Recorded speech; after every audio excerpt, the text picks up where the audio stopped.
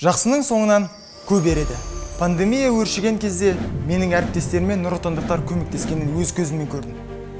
Олар блогерлер сияқты жасаған жақсылықтарын жарнамалаған жоқ. Сол сәтте мен халыққа қол үшін созған партия қатарына қосыламын деп шештім. Я работаю на шахте и продолжаю дело своего отца и деда. А ведь знаете, люди на производстве немногословны, и действует у них лишь одно правило. Критикуешь – предлагай.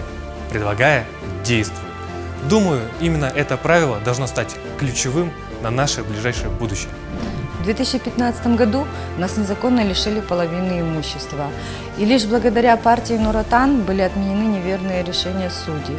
И с этого дня я верю в мощь и созидательную силу партии Нур-Отан. Именно благодаря поддержке партии дело моего сына сдвинулось с мертвой точки. И он был оправдан Верховным судом. И я вполне осознанно решила вступить в партию, поскольку здесь я встретила своих единомышленников, желающих, как и я, изменить жизнь наших граждан к лучшему. В Институте травматологии и ортопедии мы бесплатно применяем современные медицинские технологии. Я знаю, такое возможно только в нашей стране. В тяжелый период пандемии я хотел бы быть в рядах тех, кто реально заботится о людях, кто работает на благо страны. Қаржы дағдарысы қыспаққа алып, тәж-тәж жау тығырыққа тіреген кезде жанын шүберекке түйіп, елге қызмет көрсеткен нұр-отандықтарға өз басым ризамын. Партия алаш атын аспанға шығаратын жастарға сенеді. Ендеше мен де соның бірімін. На мое решение вступить в партию повлиял праймериз 2020.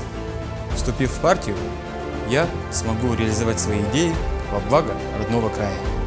Ведь только так, объединив усилия с верой в лучшее, мы сможем воспитать здоровое поколение. Являясь представителем спорта, я вижу свою миссию именно в этом. В авиации важно постоянное обучение и профессиональное развитие. От этого зависит в первую очередь безопасность полетов и жизнь людей.